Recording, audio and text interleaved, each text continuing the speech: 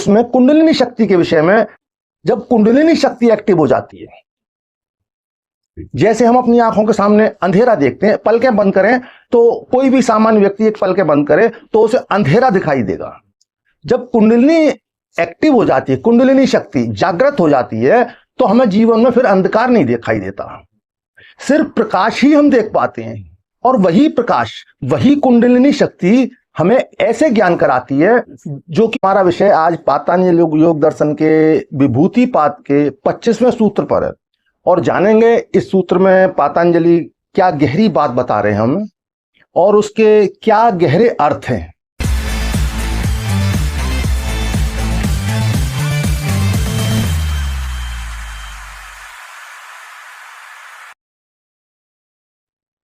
साथियों, मैं योगी हमदर्द गिरी आप सभी के अपने चैनल योगी हमदर्द गिरी में स्वागत करता हूं। आप सभी को बहुत बहुत प्रेम।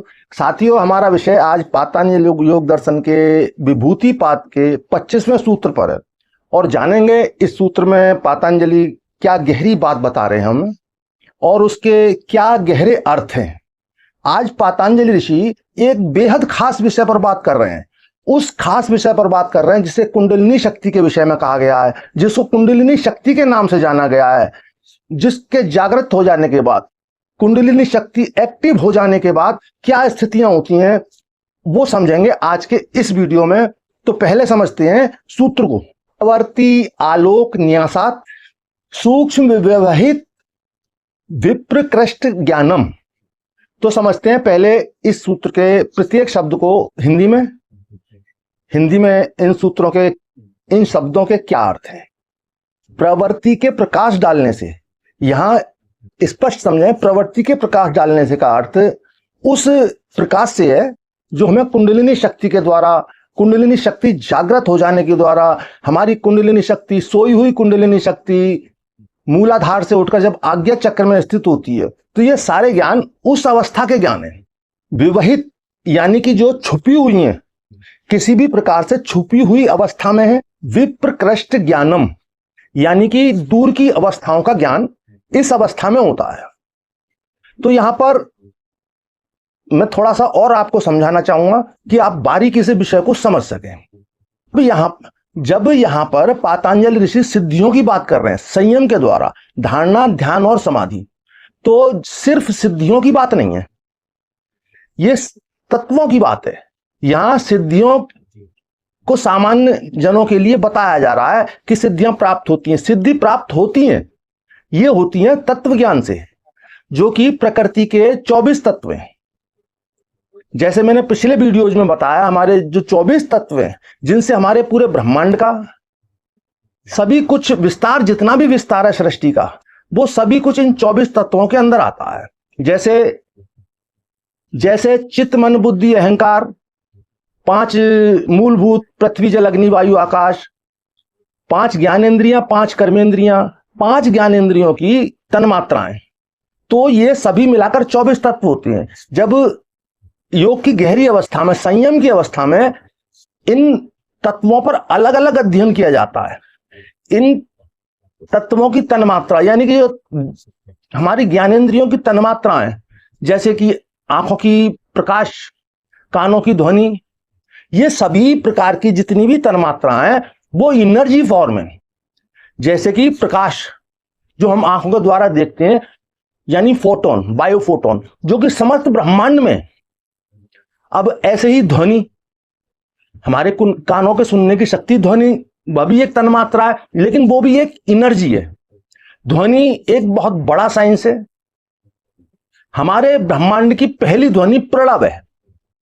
तो आज ध्वनि के आधार पर इतने वैज्ञानिक प्रयोग हो रहे हैं, जानकर आपको अचरज होगा।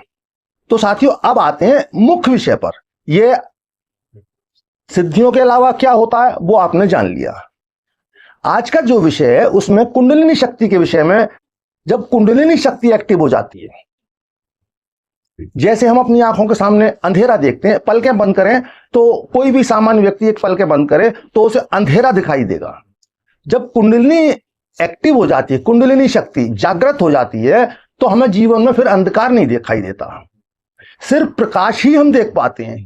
और वही प्रकाश, वही कुंडलिनी शक्ति हमें ऐसे ज्ञान कराती है जो कि छुपे हुए भी हैं या बहुत दूर के हैं, जिन्हें हम नहीं देख सकते। छुपे हुए जैसे अंतःकरण हमारे शरीर के अंदर, या किसी भी ऐसे स्थान पर जहां हमारी सामान्य रूप से दृष्टि नहीं जाती, पूरी तरह छुपे हुए विषय। दूसरे बहुत बहुत दूर के विषय जो हमारे ब्रह्मांड में अनंत लोकों के विषय हैं, सब कुंडलिनी शक्ति के प्रकाश में, संयम के अवस्था में, सभी कुछ विचार मात्र से, मात्र योगी के विचार करने से, संयम करने से, ध्यान करने से उस विषय पर वो विषय स्पष्ट हो जाता है, पूरी तरह क्लियर हो जाता है।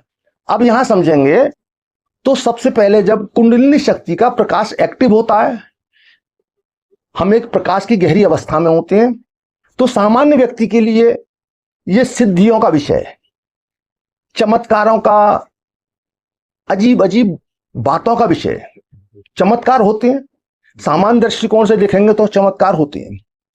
जैसे कि आप उस प्रकाश में किसी भी दृश्य को, कहीं के भी दृश्य को, जैसे किसी व्यक्ति को याद करते हैं, आप स्मरण में लाते हैं, संयम में लाते हैं, तो वो व्यक्ति उस समय कहां पर है आप स्पष्ट रूप से देख पाते हैं, उसकी एक्टिविटीज देख पाते हैं। तो ये सांसारिक बातें, तो एक योगी इन सब विषयों में नहीं पड़ते, बाहर के विषयों के लिए ये सिद्धियां नहीं होती। तो इसे ठीक से समझ लें, सिद्धियां जितनी भी हैं वो चमत्कारों के लिए नहीं होती, उनका विज्ञान आज के वीडियो में आप ठीक से समझेंगे। जब कुंडलिनी शक्ति के प्रकाश एक्टिव होने पर साधक अपने अन्नमय कोश का, यानी फिजिकल बॉडी का, जैसे शास्त्रों में हमारे 5 कोश बताए गए हैं, अन्नमय कोश, प्राणमय कोश, मनोमय कोश, विज्ञानमय कोश, आनंदमय कोश। तो ये हमारे शरीर की वो 5 अवस्थाएं, जैसे हमारा स्थूल शरीर है, इस समय जो भी हमारा स्थूल शरीर है वो अन्नमय कोश है, यानी फिजिकल बॉडी। और जब जैसे कि मृत्यु के बाद में जो सूक्ष्म शरीर निकल जाता है, जिसे प्राण निकलना बोलते हैं, तो वो है प्राण शरीर, shuttle body, physical body, internal shuttle body. तो इसी प्रकार ये 5 जो कोश हैं, इनमें सबसे पहले एक योगी अन्नमय कोश में, फिजिकल बॉडी में संयम करता है। और जब फिजिकल बॉडी में संयम करता है तो हमारे अंदर, हमारी बॉडी के अंदर जो कुछ भी घटित हो रहा है, जैसी भी स्थितियां घटित हो रही हैं, वो सभी वो प्रत्यक्ष रूप से उसके आंखों के सामने घटित होते हुए, जैसे कि हम भोजन करते हैं, जो भी हम भोजन करते हैं वो किस प्रक्रिया से गुजरने के बाद पच रहा है, ब्लड बन रहा है, हम पानी पी रहे हैं, वो ब्लड में जा रहा है, जगह अलग अलग जगहों की ऑक्सीजन, प्रोटीन, अलग अलग न्यूट्रिशन हमारे अंदर पहुंच रहे हैं, वो किस तरह से हमारे शरीर के अंदर पहुंच रहे हैं। और निरंतर हमारा शरीर किस तरह से बन रहा है, हमारी हर कोशिका निरंतर टूट रही है और बार बार निरंतर बन रही है। तो वो इस विज्ञान को जानता है कि ये शरीर अन्नमय कोश के अध्ययन से, फिजिकल बॉडी की स्टडी के बाद में एक योगी इस चीज को गहराई से जानने लगता है कि ये हमारी जो फिजिकल बॉडी है ये हमेशा के लिए नहीं है। जो भी हमारी फिजिकल बॉडी के अंदर है वो निरंतर बदल रहा है। जो कोशिका अभी थोड़ी देर पहले थी वो टूट चुकी है, नई बन रही है। हम सामान्य रूप से देखते हैं, हमारे नेल, हमारे नाखून निरंतर बढ़ते रहते हैं, हमारे हेयर, हमारे बाल निरंतर बढ़ते रहते हैं। जिस प्रकार हमारी स्किन बार बार बदलती रहती है, इसको आप महसूस कर सकते हैं, स्पष्ट महसूस कर सकते हैं। लेकिन विज्ञान के और परीक्षणों के द्वारा यह भी स्पष्ट हुआ है कि हमारे सभी ऑर्गन्स कुछ वर्षों में वही नहीं रहते जो आज हैं। विज्ञान इस चीज को मानता है, आज का आधुनिक साइंस इस चीज को मानता है, इस बात को मानता है कि हमारे जो भी ऑर्गन्स हैं, A to Z ऑर्गन्स, कुछ वर्षों में हमारे पास वही नहीं होते, सभी ऑर्गन्स दूसरे होते हैं। तो इससे एक योगी का मोह, देह के प्रति, शरीर के प्रति जो मोह है, वो मोह समाप्त होने लगता है, अटैचमेंट खत्म होने लगता है। तो उस अटैचमेंट को खत्म होने से, सभी कुछ जान लेने से, जो हम भोजन कर रहे हैं वो मल बन रहा है और वो मल परिवर्तित होके खेतों में जाके खाद बनकर फिर वापस उसी भोजन को हम ग्रहण कर रहे हैं। या अन्य लोग जो भोजन ग्रहण करने के बाद उस भोजन को वेस्ट रूप में निकाल रहे हैं, वही खेतों में जाकर खादान बन रहा है, हमारे खाने योग्य पदार्थों में बदल रहा है, वही पुनः हम ग्रहण कर रहे हैं। या जैसे हम जो जल ग्रहण करते हैं, सृष्टि के अंदर कभी कुछ नष्ट नहीं होता, जो है वो ट्रांसफॉर्मेट होता है, बदलता है। बदलना प्रकृति का नियम है, सृष्टि का नियम है। तो जो भी है सिर्फ ट्रांसफॉर्मेट होता है, बदलता है और फिर वापस उसी साइकिल में, उसी सर्कल में उसे वापस आना होता है। जैसे हम मृत्यु के पश्चात हमारा शरीर खत्म हो जाता है, हमारी इनर बॉडी, हमारा सूक्ष्म शरीर फिर जन्म लेता है। इसी प्रकार जब हम जल ग्रहण करते हैं तो वो जल विभिन्न क्रियाओं से गुजरते हुए यूरिन के द्वारा बाहर हो जाता है, पसीने के द्वारा या बहुत सारे अन्य तरीकों से वो शरीर से बाहर होता है। एक योगी इन सभी क्रियाओं को देखता है। हमारा ग्रहण किया हुआ जल या किसी दूसरे का ग्रहण किया हुआ जल वो वापस हमें या उसे प्योरीफाई होकर, ट्रांसफॉर्मेट होकर भाप बन के बाद जमीन में वापस आया, समुद्रों में गया, नदी में आया और वापस हमारे पास आया। तो ये आदान प्रदान चल रहा है। इसी प्रकार श्वासों का विज्ञान है।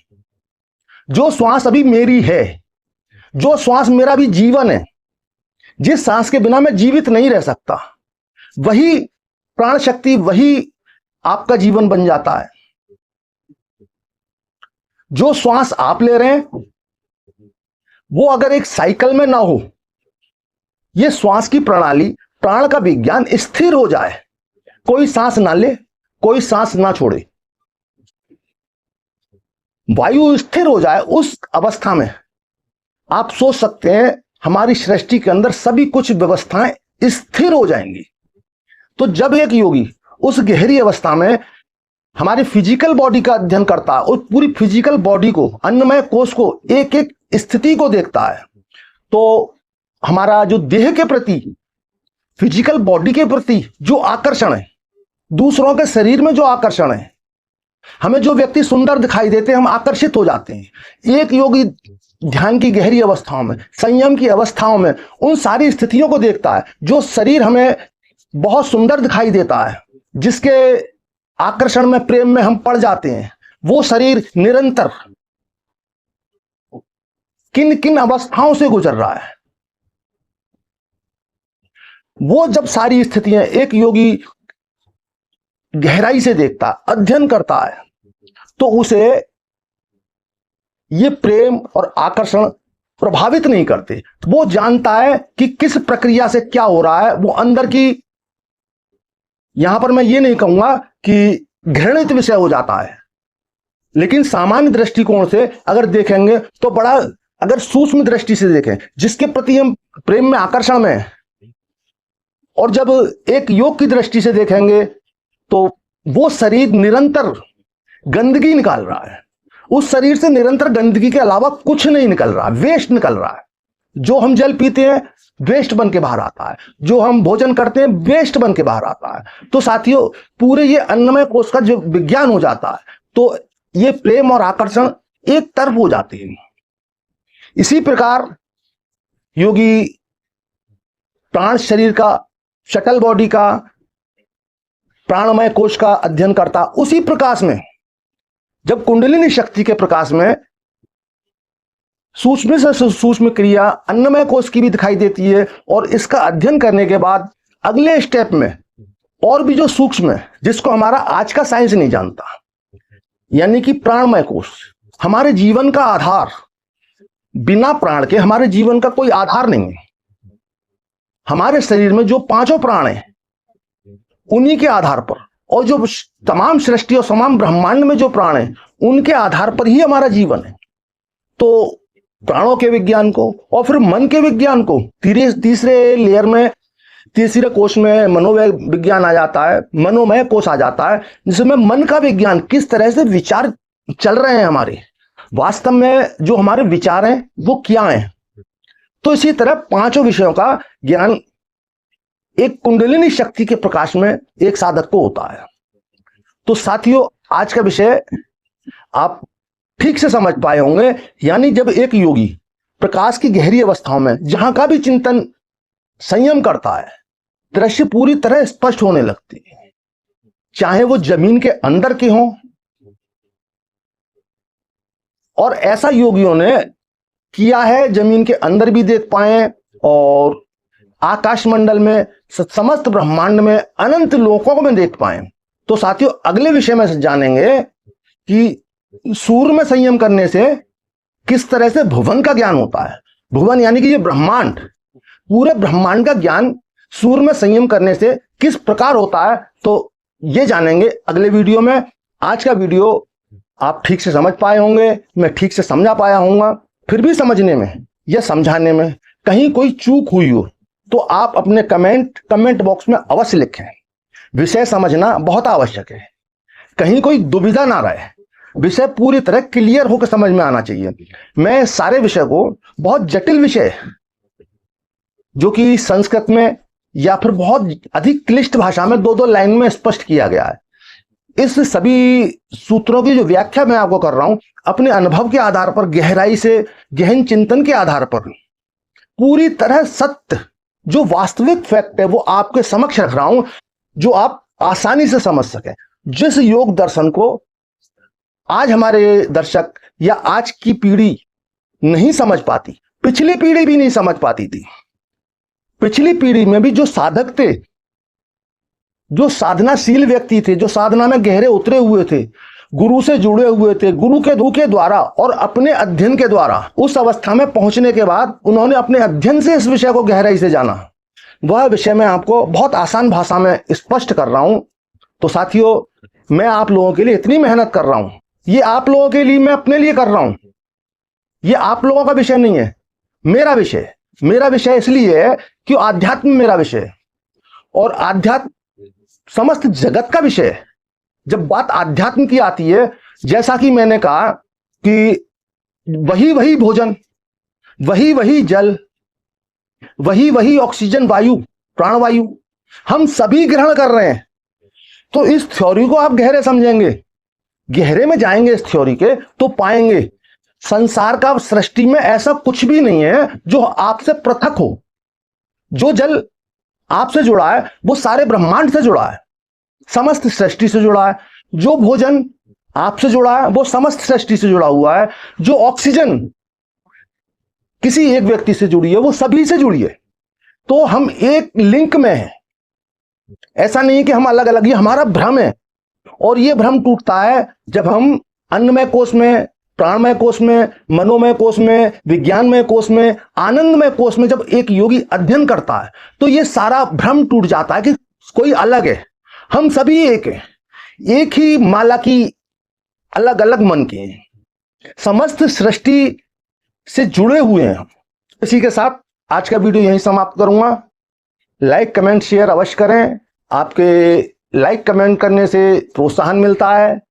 आप जिन लोगों ने सब्सक्राइब नहीं किया वो सब्सक्राइब कर लें और बेल आइकन अवश्य दबाएं।